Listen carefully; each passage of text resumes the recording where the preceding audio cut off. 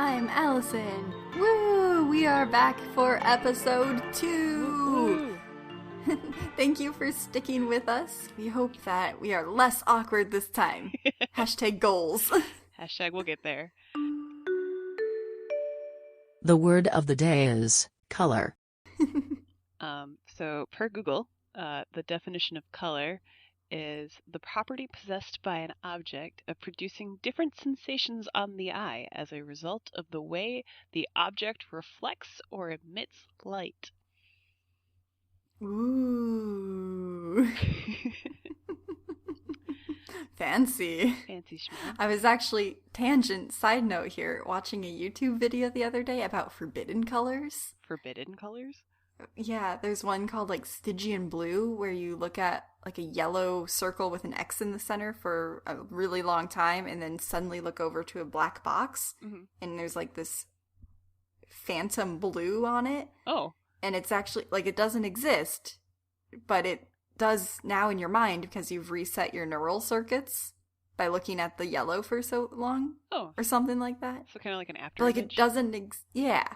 Huh. And then also like if you cross your eyes on two boxes, one that's green and one that's red, like you technically can't mix green and red and actually produce a true mixed pigment. Mm-hmm. But like if you cross your eyes in this certain way, you can actually like get this weird green-red that is a forbidden color. That's or awesome. an impossible color. Yeah. Anyway, that's not what we're talking about. Forbidden color sounds like an anime light novel. All right. So Speaking of anime, we'll get to that. Oh gosh. Good. So would you like to tell us what theme you picked for color? I thought you were going to go first. Oh, I can go first. That's fair. You Well, I went first last time. Yeah. Fair enough. All right. So mine, because it's the spoopy season, I went with something a little spoopy. Are you familiar with the film The Thing? That's a great question. I don't think I am. However, maybe I'm familiar with a book that it's based on. Okay. The Thing was based on a novella. There was a Thing from Another World. Or The Thing from Another World was a 1950s version of The Thing. And then the novella was Who Goes There by John W. Campbell. Okay. Yeah, I think I have read this. Oh, okay, cool. I haven't. I want to. Because the Who Goes There is in 1980. It was written in 1983. And then there's a 1951 The Thing from Another World, which is like highly regarded as like one of the best sci-fi movies that came out of the 50s. And that year it was like the best sci-fi movie of all time and from that year. And like nowadays it's like still widely renowned as like this amazing black and white horror film. The Thing is 1982 is by John Carpenter, and it's more faithful to the source material. It's not really a remake of The Thing from Another World, though it does draw some inspiration from it. Mm-hmm. And The Thing, unfortunately, does not have the glowing beginnings that The Thing from Another World had. It went through something absurd, like 4 or 5 directors. Oh, no. And it was originally started in like the 70s, and then it took like many different adaptations and writing. I believe John Carpenter was like the 4th or so director approached to ask to do this because no one agreed on which direction it was going to go in. Oh, no. It eventually it didn't do well in theaters. It bombed in theaters. It was competing against things like E.T., who was just like the cinematic marvel of the time, and everyone wanted aliens to be like more fun and things like that. And this is John Carpenter. He is not a like fluffy thing. He wants to make you think and have these like wild crazy existential horror? Yeah, that's a good word for it. He writes he had a direct line to my childhood. I know this film was born in 82 or was made in 1982. I was born in 92, but like my father loved movies like The Fog, They Live, Halloween, Escape from New York, The Thing. So like this was my childhood. Um there's another movie called Big Trouble in Little China that I will absolutely sneak into this podcast at some point, that I will subject you to, also starring Kurt Russell, and is just a delight. And you will have to hear the entire plot of that movie too. Maybe I should just watch it and be prepared for when it does show up. It's excellent. And so basically, so relating to colors, so I started with, are you familiar with the game Among Us? It was hugely popular Yeah. all last year. So there was Yeah. a little, I don't know what they call them, but the little like spaceship guys. The crewmates. The crewmates. And they were all these different colors. And I was like, oh, I might talk about Among Us and how cool it was because I very much got into it. And that spiraled into remembering that this is basically based off The Thing. Oh, that makes sense. Yeah. And yeah, the logic train is there if you follow it. They're loosely connected.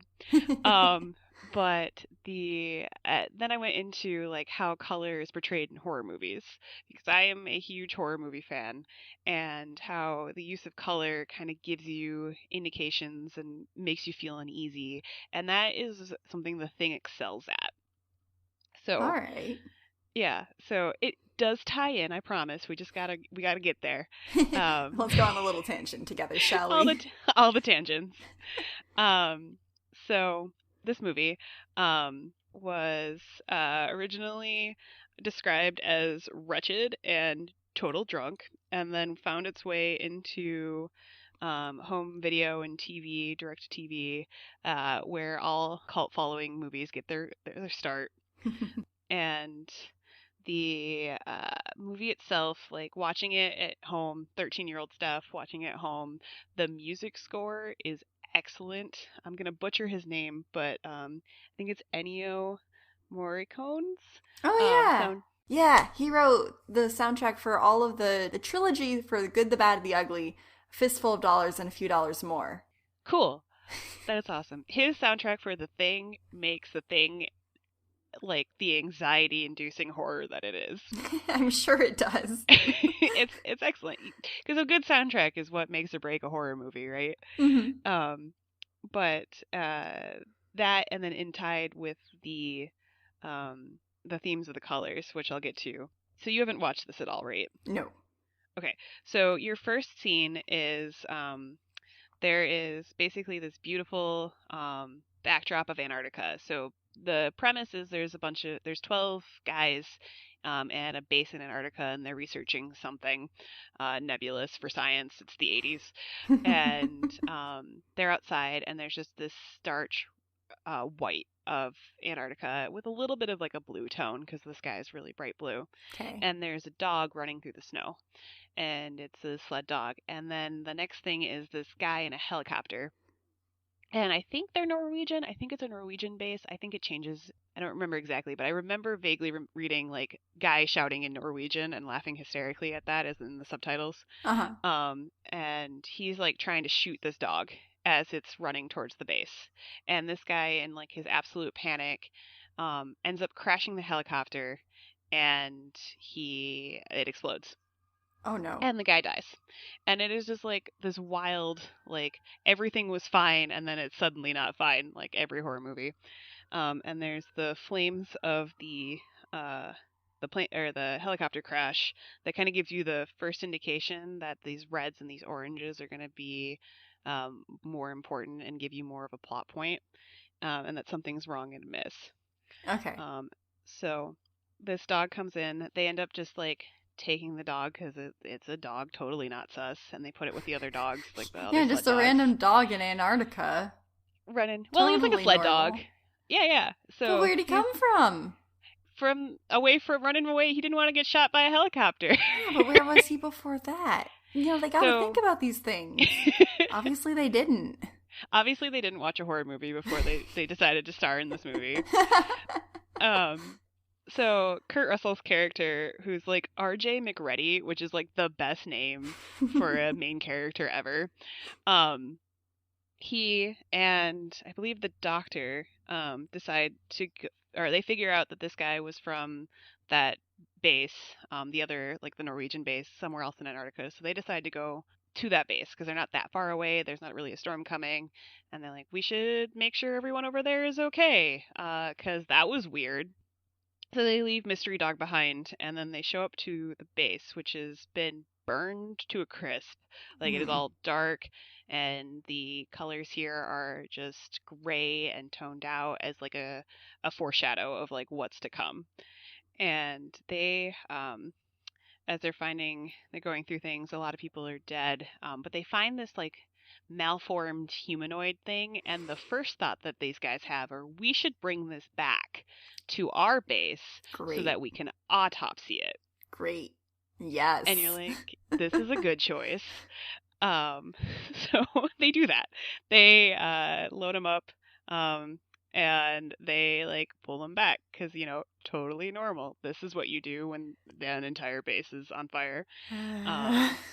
And so they bring it back, and the doctor biologist guy autopsies it and is like, it's just a dude, totally normal dude. However, you know, as someone who's seen horror and has genre savvy, that this is not totally normal. This is the beginning of the end. And this they brought the enemy here. And this is where we first kind of get that one of the scans. So everything's been blue, like blue is safety, blue is fine, and the scan kind of shows them as a red color. And red is in this is kind of depicted as the thing, the monster, the alien.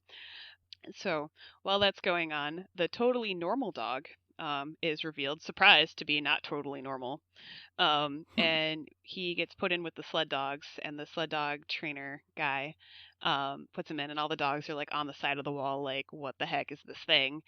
And then a couple of scenes happen, and then you see this sled dog like turn into the most hilarious 80s grotesque, like way too much modeling clay creature thing that like eats one of the sled dogs. Oh no! And I know there's a lot of dog death in this, and it's sad. It's not okay. Not okay. But he's this That's crazy, the true horror that we have here. The true horror that any human can relate to. Humans die, fine. Dog dies, not okay. So the crazy blob monster does a sad doggo murder.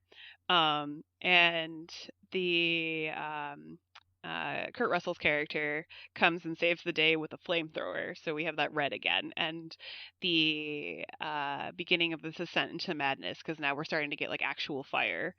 And then we set the thing on fire. We get the rest of the dogs out, and everyone's like, what in the actual H was that thing?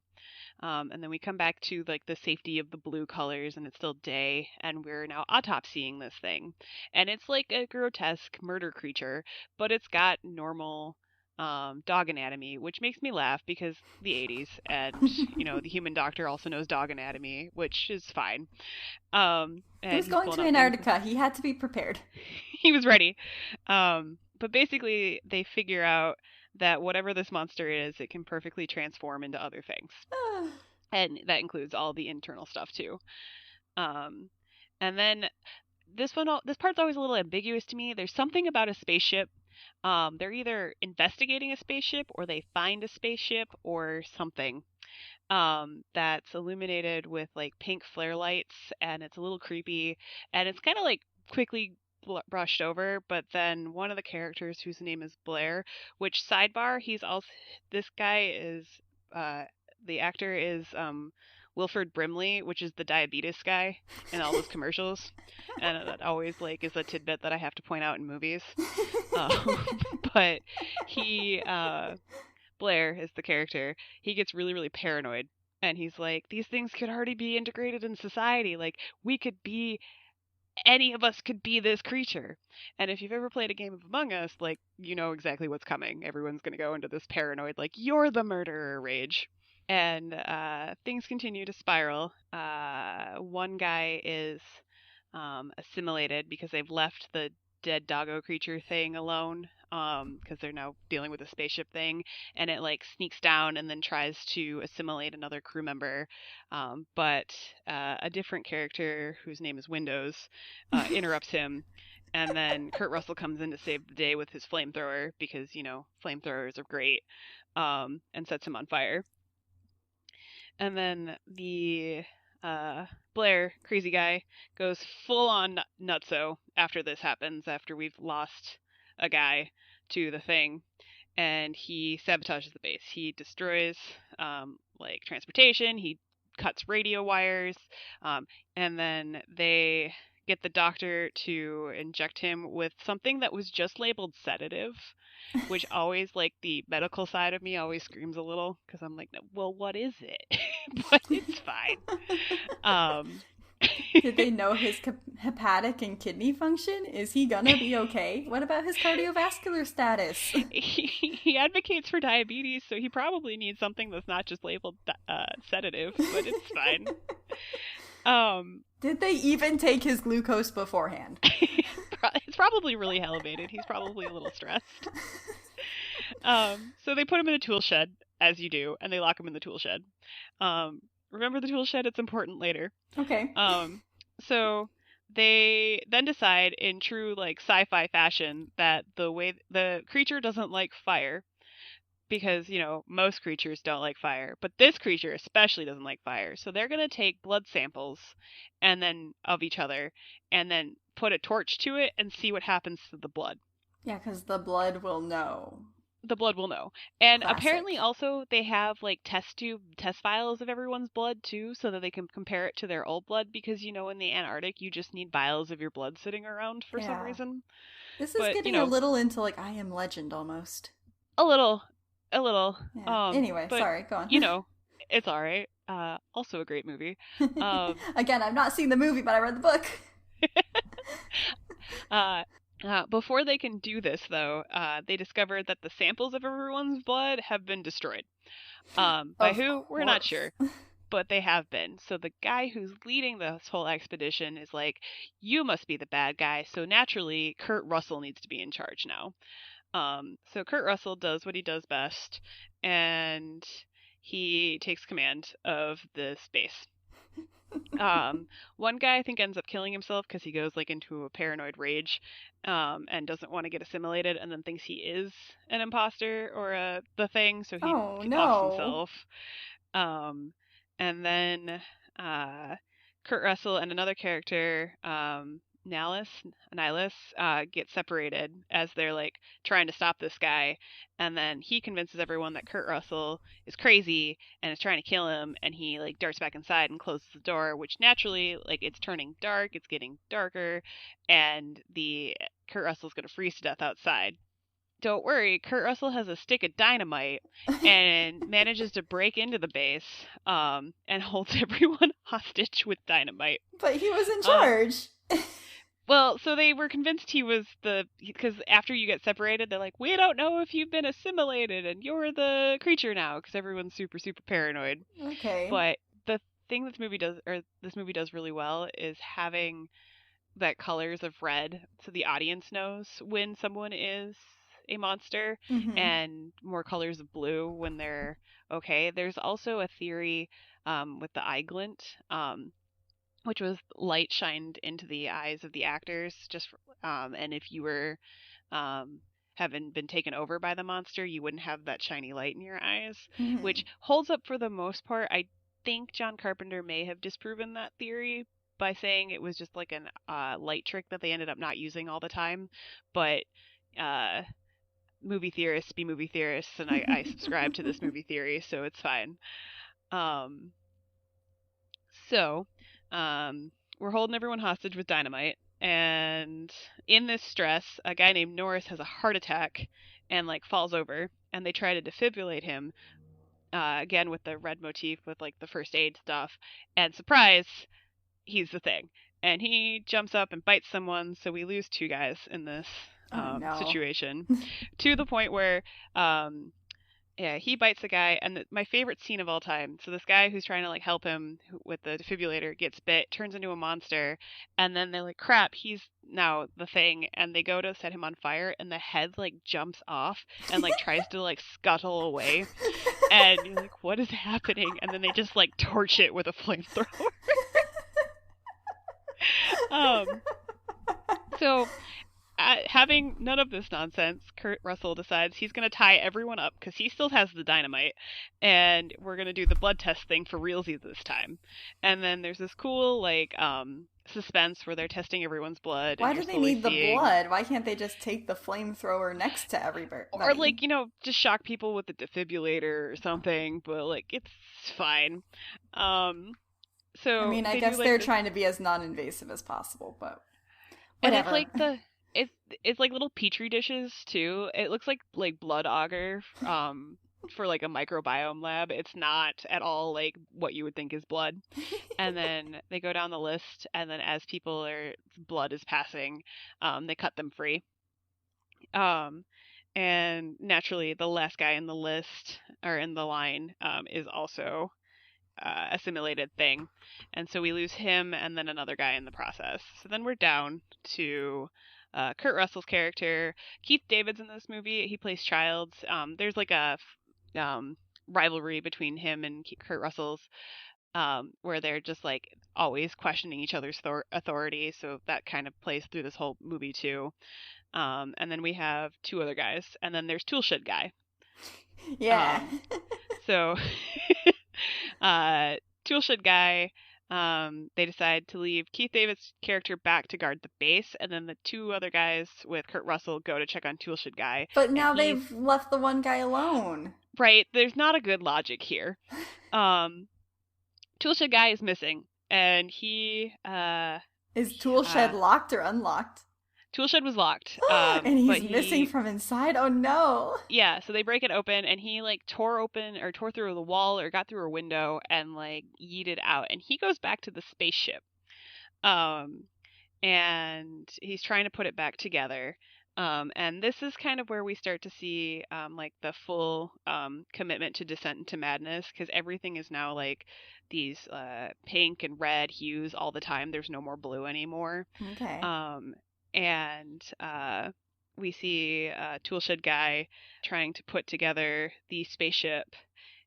Kurt Russell and the other crew have decided that they're just going to blow everything up with the dynamite, because they're just going to go out in flames because they don't want this thing to get out, and they're just going to ultimate sacrifice. So they're putting dynamite sticks around everywhere, and then they try to explode. But Toolshed Guy, surprise, is also a thing, and he turns into this crazy monster and destroys the detonator. Aww. Was he trying to put the thing home, the spaceship back together so he could get home? Is it really actually like E.T.? I don't think he was. Kurt Russell's character thinks that he was trying to just hibernate again until like this could happen again. Mm-hmm. And there's that ominous like foreboding of, did more of these aliens like make it on our planet? Are they other places? And he does a lot of murder. Unlike E.T., who was just trying to get home, this guy does a lot of murder, and so he's a little more sus. Okay, that's fair.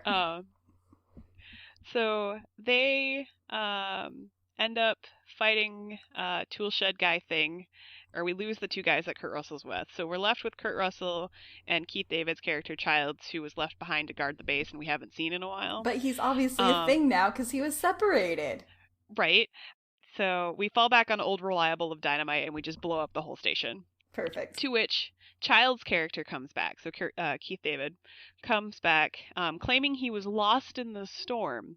But here there's a couple of theories and one is the eye light theory, because only Kurt Russell's character has lights at his eyes and Keith David's character doesn't. And also he's changed clothes. Like the clothes he's wearing is more of like a red color as opposed to the darker blues and grays Kurt Russell's? that we've been using. Child's, Keith David. Okay. And so he's more, he looks more sinister. And then the movie ends with them surrounded by flames, like clearly into the pits of hell, like descent all the way. We've made it. We're now at where we were foreshadowed with the Norwegian base. And they're both acknowledge that they don't trust each other, and they're basically sitting on opposite sides of a fire, with like guns held out at each other in like a Western standoff, drinking a thing of scotch, and that's the end of the movie. Okay, but with fire, if one of them didn't like fire, shouldn't they not both be able to sit there? They're not like, the fire always had to be really close for them to start getting really bubbly, because they turn into Well, those like bubbly amorphous mass thing. I feel like there was a test that they both could have done here. Hmm. Like, I think they could have figured it out. They didn't have to have the standoff. Right. So the themes of the red and the fire, it was cool in that like you always kind of knew when you were safe and not, Mm-hmm. and then just like slowly going down into the pit of despair. Um, and I remember watching this and being like really annoyed with the ending because you didn't know if he was a monster or not. And I know there's two other endings they recorded where one was, Child's character died, but Kurt Russell got like rescued, and then they did a blood test on him and he was fine, and that was the end of the movie. Oh, And so then everything is kind of okay in that ending.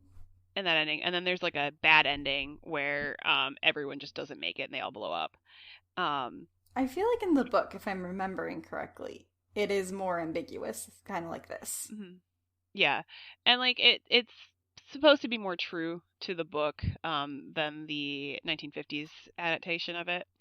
Um, and I think in the like bad ending where everyone dies, the last scene is like a dog running away, like at the beginning of this one. So like it was Mm-hmm. like a loop and a perfect circle, which I think I would have liked more, of having all the characters go and then not knowing if the dog was gonna go and do the same shenanigans to the next base like he did to this one. Right. Um, Justice for doggos, even if they're thing doggos. um, I feel like the some other. color, if I would have known, like if I watch it and know this going into it, like red means scare, like that would make Mhm. me even more scared watching the scenes. So I'm like, oh no, really, this is where we're at here. Oh no. Like I guess Right. I feel Yeah. like it would hype me up even more knowing that color Yeah. theory. Hmm. Yeah, no, it was cool, and then it was cool looking into it, and then realizing that that was actually like a direction that they were taking it. Some of it was that the costume budget was something stupid. It was only like $200,000 for a movie that had a budget of a couple million, and so a lot of stuff was like molded together, and they didn't want to show all of the monster, which like you never should in a horror movie anyway, because your imagination's way more scary than what you can actually show. And so using those firelights and like, I don't remember the word for like natural lighting on in the screen where you know the light source is coming from, but it's a film, uh, tool that's Hmm. often used. But having that be fire, and then that way you could have kind of like this, not completely fully spotlighted creature. So you could have a couple of like, yeah, that was duct taped together, but no one can see it from this angle kind of thing. Which I always enjoy the lower budget films and what they can get away with and what they do. They make it work for sure. Excellent. Well, terrifying. Even just your recounting of the tale has made me sufficiently heebie-jeebied. I love this movie, and I am definitely in the like cult classic of the campy horror sci-fi movies that were just excellent coming out of the 80s. Um, One of Excellent. my favorite little tidbits, the cover art for this movie was made by an artist who had no idea what the movie was about. He was just told it was set in the Arctic. So if you look up the cover art, it's like this guy in like a snowsuit with like fur, and then there's light coming out of his face. And that's it. And it's just like all these different like weird colors. And like they had no idea what this movie was about. That's wonderful. Oh. All right. So I have a couple of questions for you. All right, Um, let's so go. question one. How many crew members were at the base in The Thing? 12, 15, 17, or 20? Oh boy. I think 12. Yeah, Yeah. excellent. The Norwegian crew member who was flying the helicopter at the beginning of the film was played by Kurt Russell, Paul Maloney, John Carpenter, or Joel Polis. Ooh. Ooh, my. Question. Do we ever see his actual face? We do. We see him screaming out the window at the dog. Okay. Is he like wearing like a helmet and whatnot though? So it's like kind of obscured? He's in like winter clothes, so it is a little bit obscured. Okay. I really want to say that it was Kurt Russell playing another character just because of budget reasons. Uh-huh. Is that right? It's not. Aww. It was actually John Carpenter, the director, for the same reason. And also, I think he just likes cameoing in his own movies. That's funny. It's good. And then this is just like random tidbit information I found while looking up this information. But Wilford Brimley, Toolshed guy, who also has done the diabetes commercials that everyone knows him for, also had several other odd jobs that he did before he got into acting. Which of these did he do? He was a bodyguard, a ranch hand, or a blacksmith. What was the first one? Bodyguard. Ooh. I kind of want to say he was a bodyguard. I'm going to go with that. Yeah! Yeah! I actually trick questioned. It was all of them. Oh! They were just wild. This guy I looked up a lot of stuff. I went down a rabbit hole of his life, and he just led a wild life before he got into acting. I mean, a wild life while he was in acting, too. It sounds like getting locked up in a tool shed and turning into an alien. Come on. Right? All right. So that is my dissertation on colors. Excellent. Well done. Applaud. Oh, thank you. All right. Ready for my thing? I am so ready. All right. As prefaced in our intro, anime. Here we go. All right. So I picked a little anime called Iroduku, which is The World in Colors. So there we go with our color link right away. Heck yeah. This is a fairly new anime. It's from 2018. And I think it's just so charming. It's so cute. It's a little bit sad, but like super cute. It's just perfect. So we will go into the whole plot here in a second. As I said, it came out in 2018, and it's only 13 episodes long. It was made by PA Works Studio, which I hadn't really seen any of the other things that they've done, but I mean, they've done a lot of things. They do some video game work as well. So, I mean, they're fairly well known in the industry. But this is the first anime of theirs that I actually watched. It's available on Amazon Prime. That is how I saw it. So, plug for Amazon. Woo! Woo woo! Go ahead, watch it there. I don't know where else you can find it. But anyway, The World in Colors focuses on this sweet little girl. She's, I think she's 17 years old. And she's real sad, real depressed. Like, the opening scene is a festival in Japan, and she's like just walking by herself with her head down, not really interacting with anything going on in the festival. And some girls from her class run by, and they're like, "Hey, Hitomi is her name. Do you want to come to the festival with us?" And she's like, "No, I don't want to." And so they're kind of like awkward about it. They're like, "Okay, fine, bye." But like, it was nice of them to offer. But anyway, then you find out that she lives with her grandmother, and she was actually meeting her grandmother somewhere in the festival. So, I mean, she did have a purpose for being there. I should preface with, in this world, witches and magic are a thing, and they're also a completely normal thing. Like, people are like, "Oh my god, you're a witch?" They're like, "Town witch, go talk to her for a potion." Like, it's that kind of world. Like, magic is just fine. So anyway, grandmother is a witch, owns the local magic shop. So we then see, as the fireworks start, that Hitomi, it's from her point of view, and there's no color. So basically, she only sees the world in shades of black and white. Aww. Her grandmother is like talking to Hitomi like, "Hey, you you should find some friends. It's not all bad here, blah, blah, blah. And sends her back in time. Oh. Yes. Okay. So let me actually say this. I should have said this at the beginning. This opening scene actually took place in the future in 2078. And she gets sent back 60 years to 2018. So that's how we get it to be in our time. So, got it. Okay. So Hitomi ends up in, like, waking up under the bed of some random guy in this 2018 timeline. And she escapes out the window as she hears him coming home from school. And so, like, he never sees her, but somebody else sees her, like, escaping from the window. And of course, they're like, oh my god, blah, blah, blah. And it's like this huge thing. Well, anyway, Hitomi then gets lost in the town because obviously it's 60 years earlier. She doesn't really know where she is anymore. She meets up with a group of kids from the high school who are in the photography club. And she says, I'm looking for my relatives who run the magic shop. And they're like, oh yeah, we know where that is. So they take her to the magic shop. She then meets her great-great-grandmother. And is like, hello, I'm your great-great-granddaughter from the future. Please help.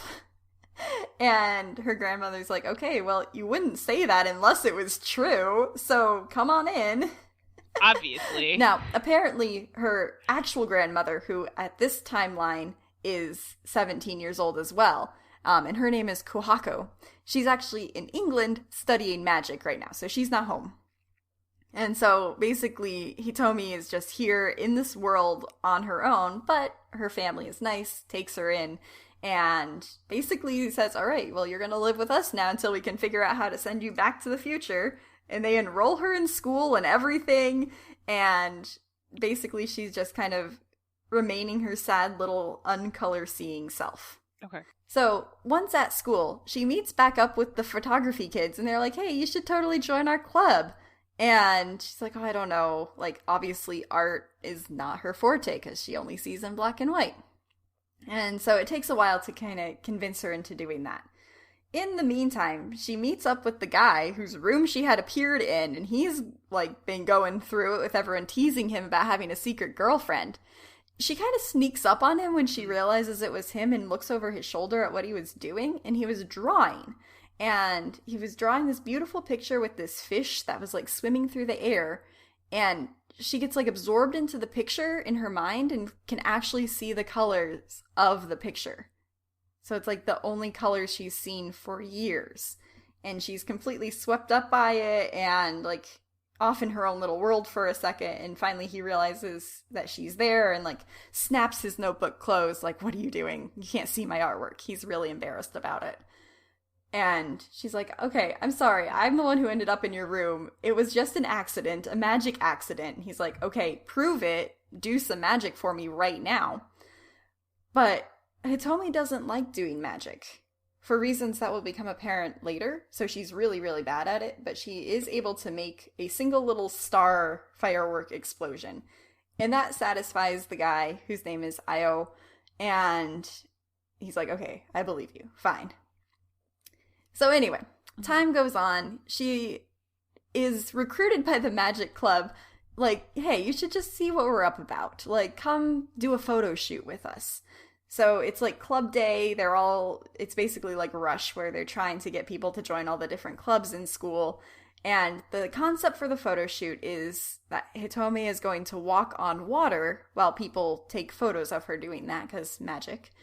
So she's supposed to use a special star sand that was purchased from the magic shop that will make her walk on water. It's the blue star sand, specifically. For whatever reason, they have a few different other star sands, like, out and prepared as well. As you do. For whatever reason, because why not make it simple? And they're like, all right, Hitomi, use the blue one. And she totally picks not the right color. She throws it into the water. And they're like, oh no, she picked the wrong one. But, like, she can't hear them say that. And so she just goes on and walks on the water, just fine. And everyone's like, oh my god, she's doing it. She can actually do it. She can walk on water. And then one of them calls out, like Hitomi, you're doing great. You're doing it on your own. And she realizes it and falls into the water. Oh no. Yeah. And so she's all embarrassed. The club is all embarrassed. they get in trouble with the principal, who's like, how dare you dump this girl into the water? And they have to clean the entire swimming pool. And then she, like, comes by and helps them. And she's like, really, guys, I don't mind. It's okay. I'll join the club.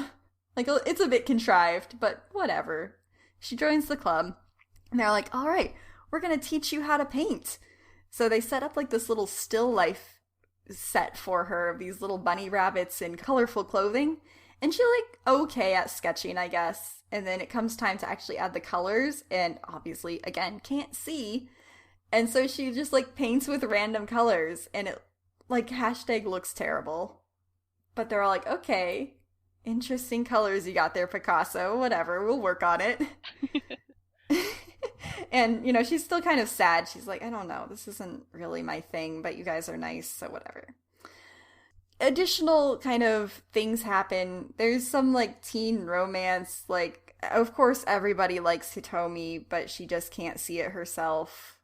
And then, like, there's other girls who are like, okay, but he's been my best friend since elementary school. Why should you get to like him? She's like, but I don't. And then they reconcile. You know, just teen drama. It's fine. Mm-hmm. It's all very wholesome in the end. You know, they all make up. Everything's fine. The big thing comes when one day Hitomi and Kohaku are trying to figure out kind of what to do to send her back to the future. Because Kohaku, the grandmother, who's 17 right now, is convinced that this was, like, she, as her older self, sent Hitomi back as, like, an exercise for her younger self to improve her magic. Like, she thinks that that's the whole purpose of Hitomi being here. So she's been, like, on a mission to figure it out. And then suddenly, Hitomi just disappears. Oh. And for whatever reason, she goes running through the streets trying to find her, even though they had been, like, in one place. And she's like, I don't know where she disappeared to. But then eventually they do find her. And she actually wasn't in the same place she was before. So I guess they were on the right track. But Hitomi can't remember anything that happened. Like, all of this was just lost to her. Kohaku emails one of her professors from England, like, what's going on here? And he writes back like, oh my gosh, you gotta get her back to her time ASAP because she's experiencing time gaps. And if she continues to do this, she could disappear forever from all times. So, like, the pressure is on. Yeah. Now, all this time, Hitomi has been, like, slowly getting more and more comfortable with her magic. Like, every time she does, like, one small little magic thing, everyone's like, oh my gosh, that's, like, so cool that you can do this. And she just gets, like, more and more confident, more and more happy. And it kind of culminates one day in they all go on a camping trip as the photography and art club. And they see all these fireworks. And, like, just having spent time with these people who, like, genuinely like her, she's just, like, in this really happy state, and she can finally see the colors of the fireworks. Oh. And it's at this time she actually tells everybody, like, I couldn't see color, but now I can. But it's only for a second. She can't see it forever. It fades all back to black and white. But, you know, everyone kind of understands, like, oh, this is, like, a sad case for her, so we're gonna, you know, try and make her happy.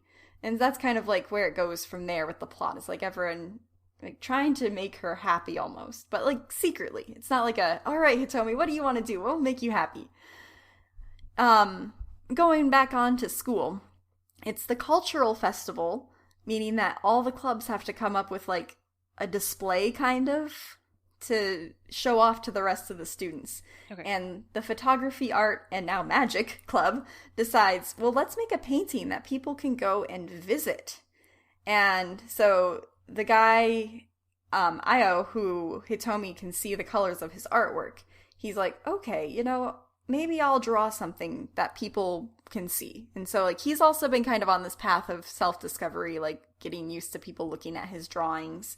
And he makes this beautiful landscape that's amazing. And then it's up to Hitomi and Kohaku, the magic users, to actually make it possible for people to go into the landscape.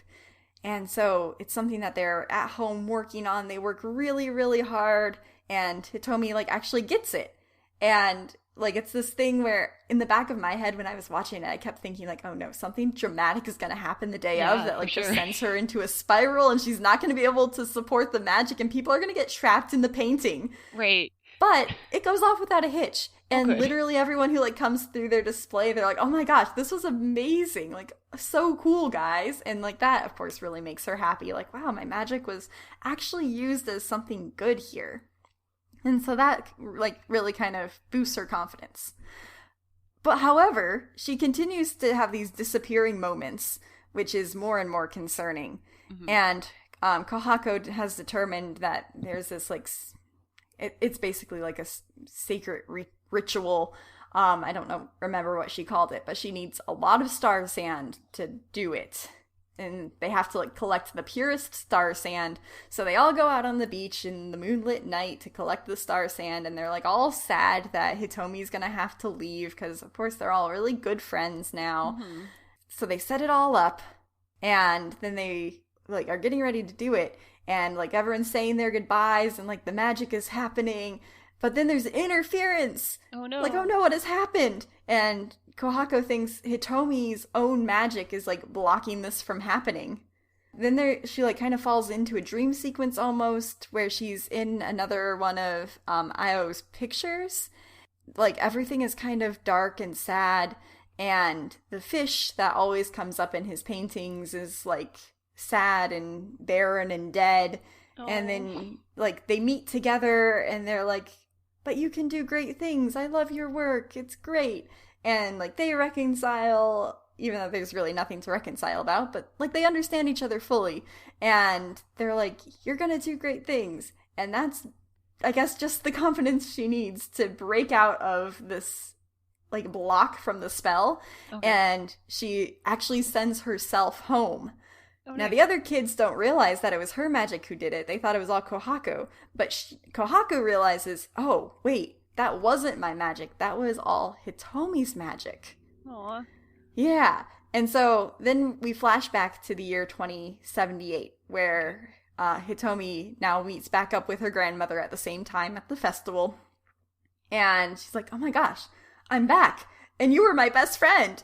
And now I can see color again. And it's perfect. And Kohako gives her a time capsule that they all had made for her.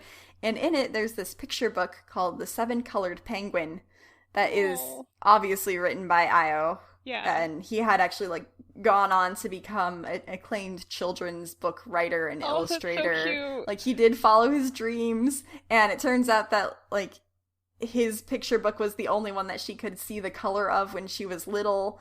And we also had found out during the whole dream sequence where she was discovering her own magic is that the reason she didn't like magic is because her own mother was the first in the family that couldn't do magic, and she was, like, jealous of her daughter that she could, and so she left and abandoned her. Oh. Super sad and too dramatic, but... So dramatic. Yes. But her grandmother, Kohako, really loved her, so, like, she had a nurturing family this whole time. She shouldn't have been quite as sad, but, I mean, whatever. Everyone's their own person. I can't judge that. That's fair. Yeah. So anyway, she then meets up with the girls from her class again. They're like, are you sure you don't want to come to the festival with us? And she's like, actually, I will. And so, like, she can see the world in the colors, and she has friends, and she's happy, and everything is good. Yay! So that was kind of a whirlwind tour of it. There's, like, a lot more, like, little charming moments, and there's a bunch of little side characters with side quests in there. But it's super cute, and I highly recommend it. And the artwork in it is really, really good. Oh, nice. Like, when... most of it is done in colors. Like, you only see the black and white when it's directly from her perspective. Okay. But then the colorful part of it is, like, so colorful. Everything has, like, it's all kind of done animation. It's not hand-drawn animation, which some people argue is not as good as the hand-drawn animation. But I think particularly for this style that they were going for, because they really wanted, like, a lot of iridescence and rainbows and kind of things. Like, it really looks good, and it makes all of the magic things, like, so shiny and pretty. And I don't think it could have been done as well in this one instance if it was just a hand drawing. There's a few other animes I've watched that are like that as well, where it's like just the textures that they needed had to be computer done. Right. So yeah, highly recommend. That sounds adorable. I think this studio did Angel Beats, which was an anime I was subjected to. I think subjected to is the right word for that. I've not heard good things about it. So I was a little hesitant when you brought up PA Works, because, like, it's okay, but, like, it was definitely an anime in, like, 2010. So this sounds delightful. From what I have heard of Angel Beats, this one is hundreds of leagues better. Good. Well, that sounds adorable. So I have some trivia for you if you'd like. Alrighty. All right. So what color was the fish that was always seen in Io's drawings? Was it A, red, B, gold, C, white, or D, actually a clownfish? I'm gonna go with gold. Yeah! Woo woo! Ding ding ding! Totally a goldfish. Classic. Excellent. All right. When Kohaku finally returns from England and she's telling the class what her school looked like, she makes a virtual image to show them. However, it doesn't quite turn out the way she expected. So what is the end result? Is it, well, I kind of gave you the answer on this one for the first one, but is it A, the students walk around the school and are amazed and no one is hurt at all? Or B, one student gets left in the illusion, and the principal, who's exasperated by this same nonsense always happening with Kohaku, has to send an assistant to England to collect the child. Or C, the illusion turns into a haunted house and the students are very scared. Or D, a train suddenly bursts through the wall and almost runs through the classroom until the illusion is broken just in time. I believe the answer is A, because I paid attention to your story, but I love the image of a child getting sent to England. Well, unfortunately, you're wrong about both of those. Oh, wait, what? Oh, yeah, shoot. It's actually D, a train suddenly bursts through the wall. It is the train. Dang it! But she shuts down the illusion before anything really bad happens. Ugh, dang it. Okay. But that's why she needed Hitomi to help her with the cultural festival. Yeah. Got it. Together they're stronger. The cultural festival is where the painting is fine and no one gets stopped. Got it. Mm-hmm. I'm here now. Sorry, that was tricky. I gave you a trick question. It's allowed. All right. A silly scene that is kind of shown when she's both coming and going in the time travel. She actually has to ride a little bus through the clouds to get to the different times, and it's driven by an amorphous blob, but he demands payment. So what does Hitomi use as payment to the bus driver? Is it A, a stick of Pocky, B, a black-colored pencil, C, a sparkly bobby pin, or D, a flower? The pencil. No, it's a stick of Pocky. Oh, alright. That was my second guess. He loves that noms. Pocky is good. I can't fault him for that. It looks like the classic chocolate Pocky, so he's a real steadfast Pocky eater. He's got good taste. Yes. And I have one more. Would you like it? Sounds good. All right. So, what style of art does the rest of the art club praise Hitomi for? And these are all things that she actually did, but only got really praised for one of them. So, is it A, her use of the abnormal colors in still life paintings, B, her modeling, or C, her use of black and white in nighttime photographs?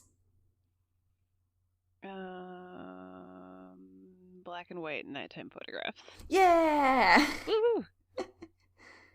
Because from her perspective, that's all she sees, so she knows how to get the best shots.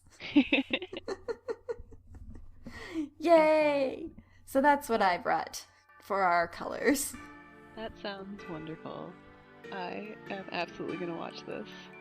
It's now on my forever growing anime watch list. Never ending list. Never ending list. I mean, they just keep making more. I know, and they keep getting better. So what is our next word? All right, our word for our next show is notorious. Oh, nice. Yeah, I was like, ooh, that's a good one. No idea what I'm gonna go for with this one. I have no immediate thoughts. I did. I'm actually very excited to spew way too much knowledge about you, about a show that I love. So. All right. Sounds good. So we'll talk about Notorious next time on Nerd of the Week. I've been Stephanie. And I've been Allison. Have a wonderful day.